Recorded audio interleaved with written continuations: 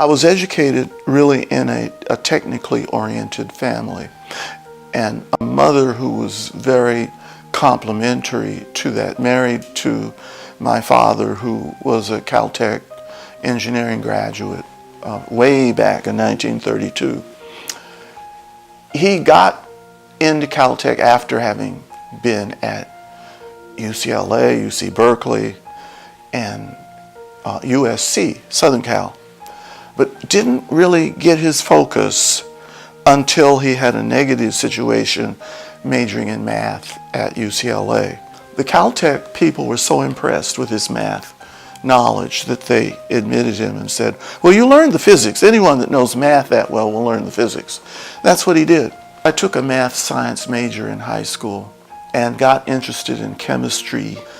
And from there, I still was more interested in nuclear chemistry, the physics part of chemistry. So I went to UCLA.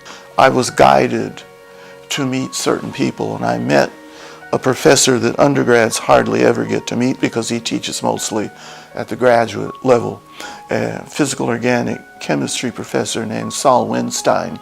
Well, after talking to Dr. Winstein for 20 minutes or so, I was inspired. And I said, well, I think I want to major in chemistry. So he took me right down to the office and got my major changed. I've had several careers, and I'm still going on new careers. My current career is a part-time position teaching freshman general chemistry at Georgia Military College. I retired officially from a full-time position in Pennsylvania, near Philadelphia, at Lincoln University of Pennsylvania. I was senior vice president for academic and student affairs and the provost of the university. I was there for 9 years, working on installing a new curriculum, undergraduate curriculum, developing a system for hiring and promoting and discharging faculty. I never planned for, nor worked for, or prepared for the position at Lincoln University. And I had 3 positions like that. Prior to that, I was here in the Atlanta metro area. I had the similar position of vice president for academic affairs at Morris Brown College. I was there for 3 years. Prior to that, I was in Chicago at Chicago State University as an associate vice president.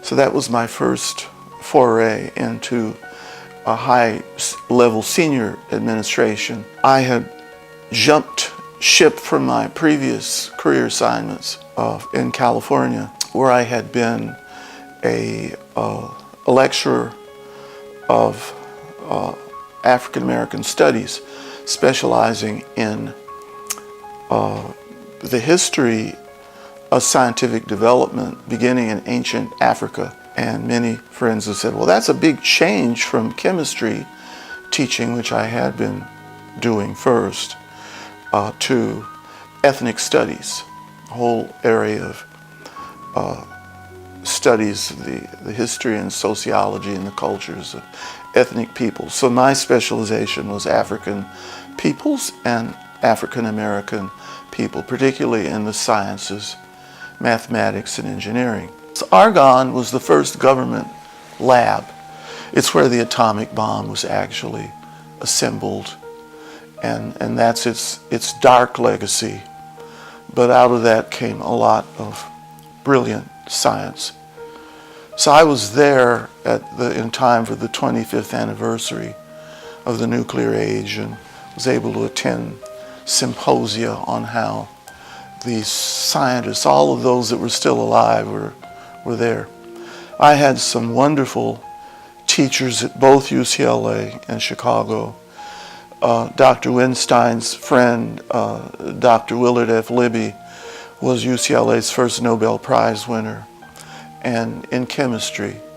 So I did get to study with Dr. Libby in a small group setting, and was influenced a lot by how he thought about chemistry. I think my personal achievements are so close to my professional achievements. They're interlinked. But one professionally has to do with what I call the Venn matrix of a system. Now, people have heard of Venn diagram, VENN diagram. Well, I developed something called the Venerable matrix. Only some of my colleagues and students shorten it to the Venn matrix with a single N, VEN matrix. It's a way to diagram a system and identify all of its optimum dimensions. But it's about the Venn matrix architecture. Personal achievements is maybe creativity, artistic creativity. That's what I'm seated amongst my art here in my home. And that started when I was a sophomore at UCLA. Music and piano and organ, studying classically for years. And then that became the way that I keep my mind flexible, creative, supple, can see, envision into the future and see what's coming. Of course, when you sit down to play a piece, you have to anticipate what's coming next, so you're ready when that measure comes around. Well, if you ask for one word, I would use the word pioneer. And I realize that's appropriate because I come from ancestors who were pioneers. And it doesn't matter what they were a pioneer of or in, but they were doing something for the first time for which they had no advance chart for doing. And I was always doing something new and different. And I think I was a little ahead of the curve just because I had been around mentors like Charles Beardsley in Sonoma, California for several years. And he was productive well into his 90s. But you have to have a program, an agenda before you. You have to know your life purpose. The psychology of that whole thing was I suddenly felt free and clear-minded to live my life to the fullest. Now that's what we call paradox in the field of psychological philosophy. And it worked. So it freed my mind to say, okay, what is my legacy that I want to leave? Well, I want that to be partly financial as well as a philosophical and a literary legacy. So the literary is the book that I've just completed. It's really about sojourners from unknown regions.